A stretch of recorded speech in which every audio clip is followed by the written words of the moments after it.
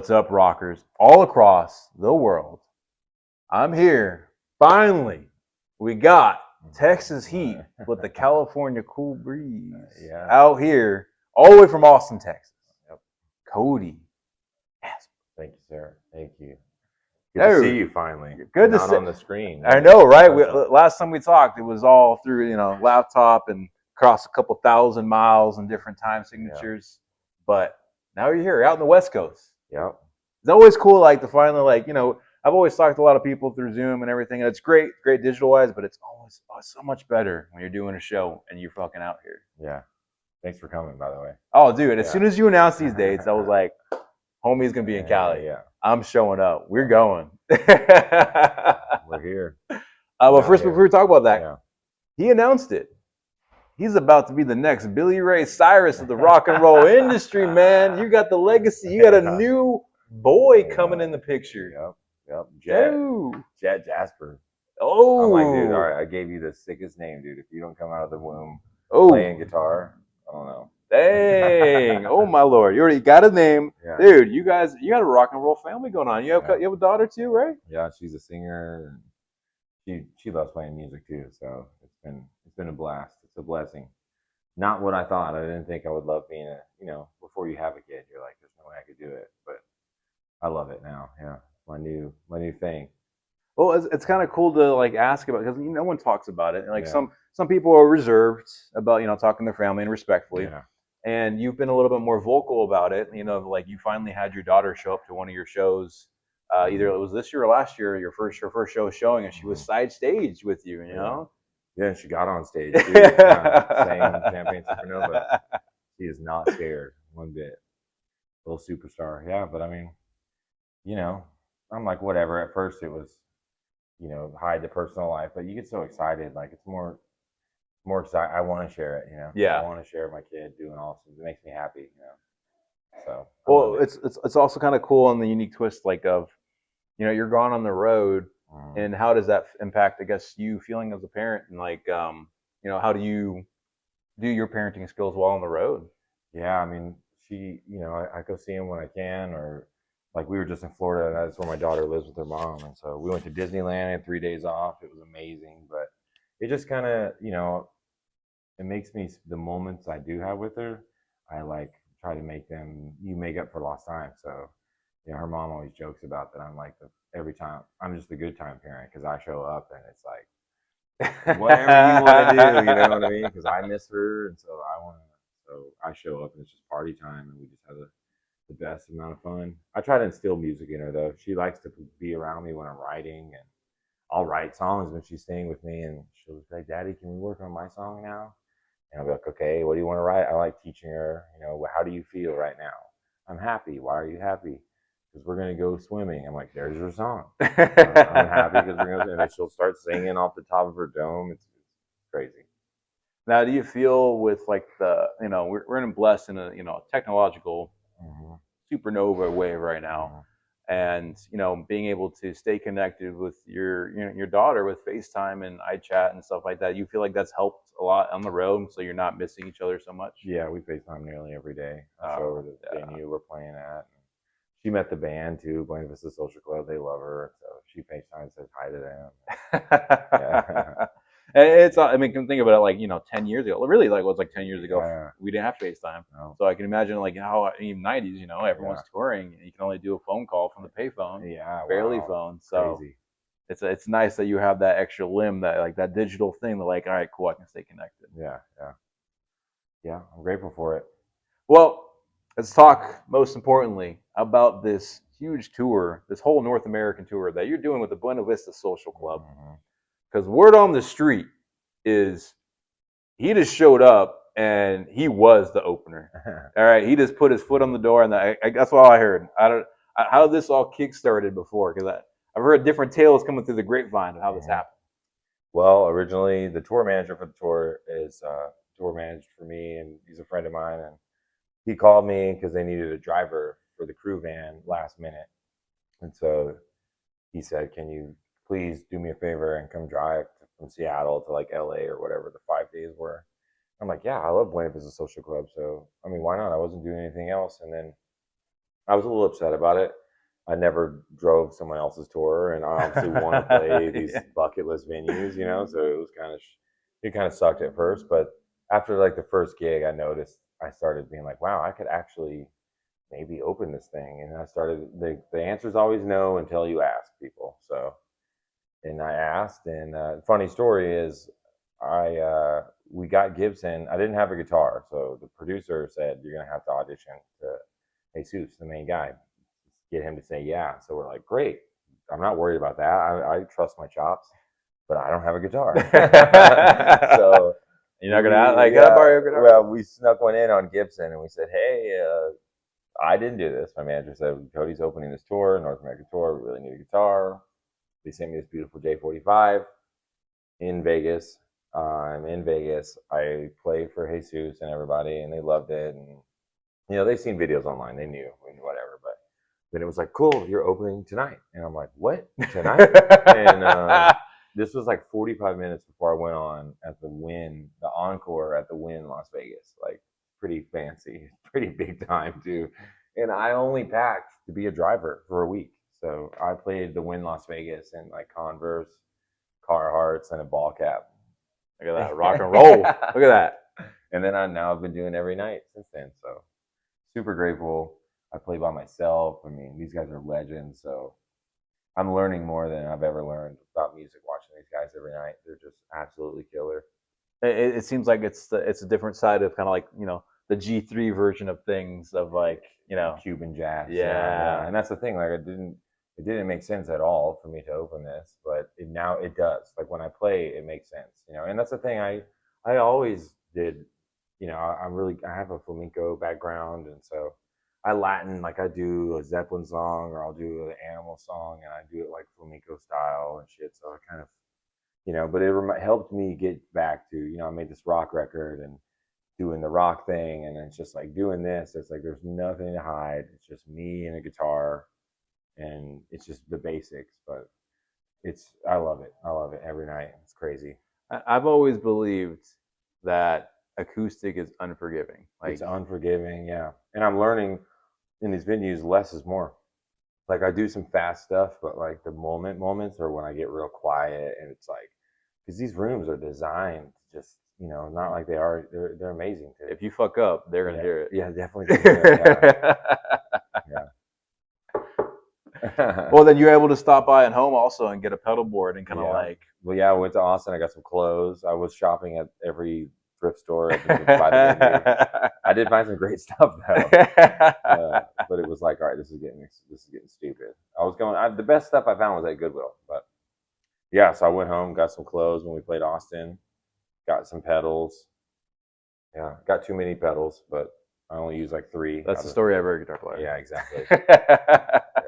Well, it's really cool to ask. Is like, you know, you've been kind of like a rock and roll star lately, of going on like tours out in Europe and doing rock clubs and bars and stuff like that. And now you're like switched over to orchestral halls and theaters. Yeah, it's crazy. Yeah, how do those two? How does that? With Stone Temple Pilots a couple months ago, and now I'm like, how does that feel in comparison? How do you like? What's the differences, pros and cons? I would say for both. I don't know if there's any cons. I'm just riding this wave. Things have just been working out, and you know, I'm just riding this wave. I'm just taking things as they come and trying to enjoy every minute of it.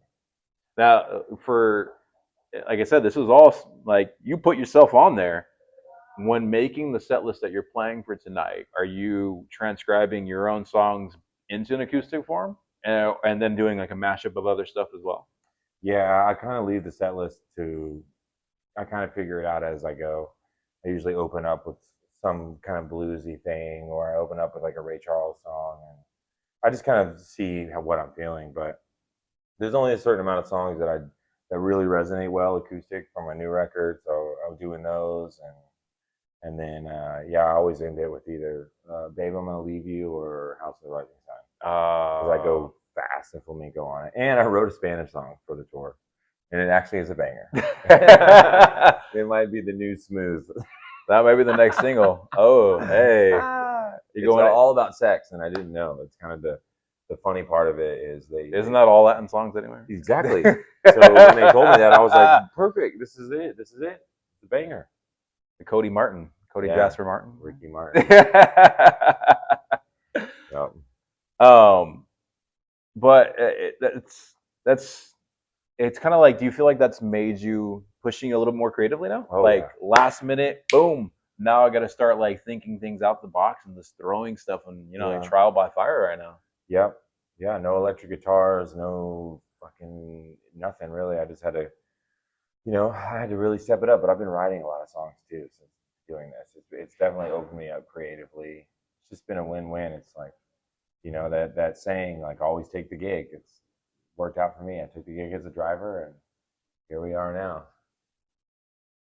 Now, knowing that you started off in Vegas, and this day, this is essentially on the second leg of this tour, going on to the third leg eventually, and then you have some extra dates you got added on there. What would you say, not including the California dates? We'll ask that. What's been some of the like notable, I guess, theaters that you've played in so far? Man, like, I don't know. We've been doing the Paramounts. We did Frederick Meyer Gardens or whatever it's called. It's like I've seen so many concerts there on TV and stuff. And we did Town Hall in Times Square, New York. We did Pabst Theater, Milwaukee. That was one of the prettiest ones. It was, Pabst beer, dude. That guy had some money.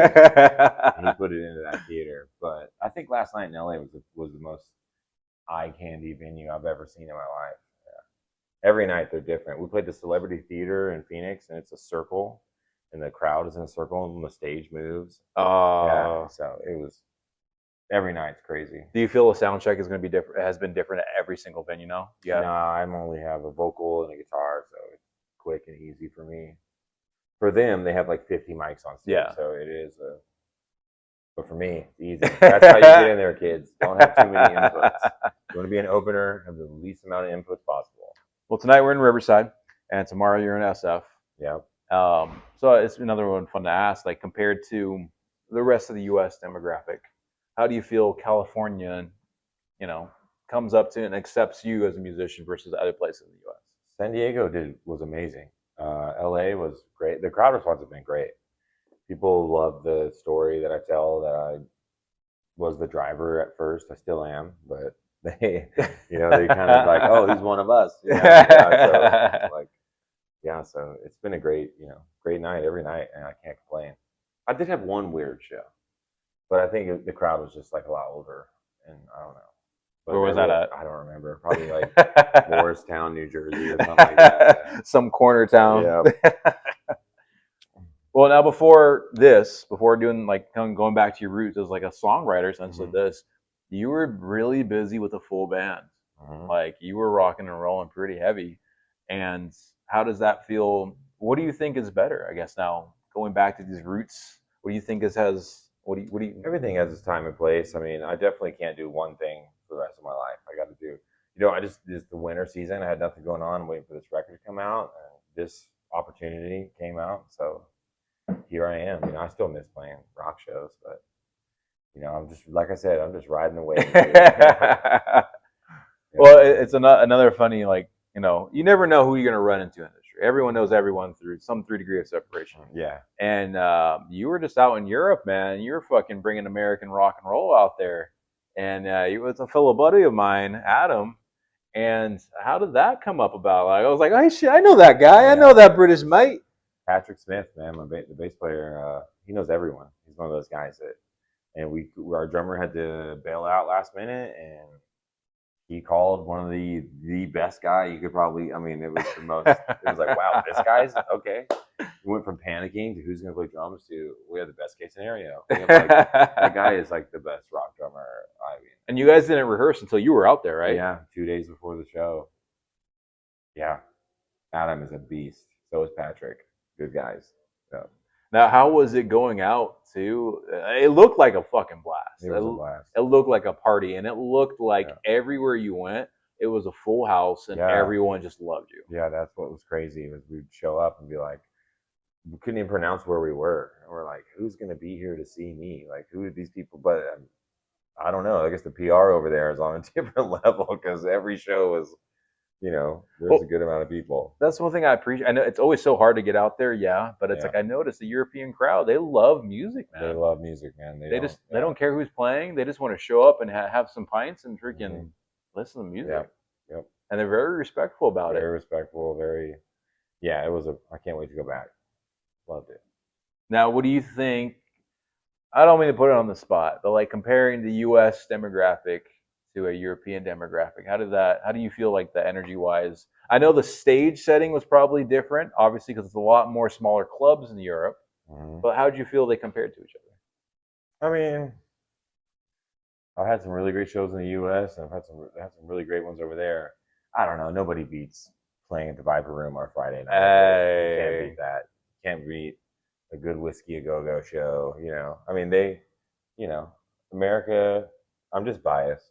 I mean, they loved every show, but I mean, maybe because I haven't played over there enough. But was that your first time out in Europe too? No, I used to go a lot back in the day, but that was my first time in a while, like a couple of years. And we were there for like 2 months. Crazy. Now, also coming back, you got some new stuff to kick up. You got some new dirt to shuffle coming up in the new year.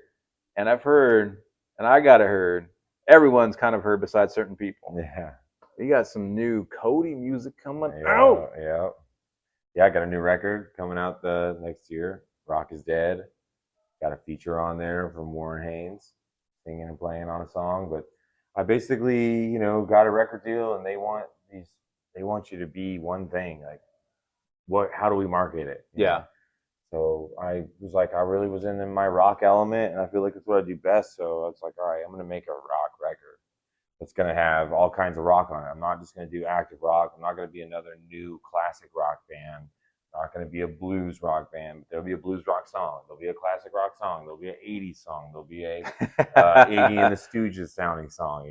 Rock is Dead is like my punk kind of one. And it was just like, and that's the thing. It's satire. Rock isn't dead, but it was like, this is a rock record. You want a fucking rock album? Here you go. It's even got the song for the girls on it. It's got the ballad on it. It's got the guitar rocker on it. It's just, I just wanted to make a rock album. That way, when I do another record and it's softer and it's more singer-songwritery, I can be like, I told you, motherfuckers, I can rock. I proved it. I proved it on this record, okay?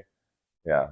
Now, I don't know how much you can say about the G14 classified Rock is Dead, but like, what do you have a single idea that you think are going to be dropping from it? I might be able to drop Rock is Dead, but logistics. I'm not in charge of anything anymore. Which I got to say that when I heard that, man, that felt like some Sex Pistols song. Yeah. Sex Pistols, Frank Carter, like. Yeah. And that's the thing. It's called Rock is Dead. I was like, if I'm going to name a song Rock is Dead, it's got to have just riff city, just dirty, trashy, one take, no click track. Everybody get drunk before we record it. Like one of those. And I also like that you revisited an oldie of yours, an old single of yours, and you redid it.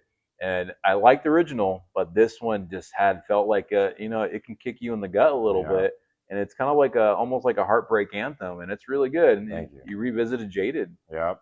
Yeah, a lot of my good friends kept telling me, you need to redo that one, record it properly. It's a great song. And we were trying to pick out songs for the record, and I was like, you know what, I feel like this song could maybe be the radio one, or who knows, I love that song now though. Yeah, that one, when I heard that, I'm like, is this the Jaded that I think it was? And then I heard the complete kind of like the intro, same chords, same notes, but it's just redone, and it just sounded like, wow, it just resonates a little bit harder. Yeah. Thanks, man. But that one, you only have one feature on there, and that's American Dream. Mm-hmm. Yeah, I didn't know that he was going to be the feature, but I pretended it.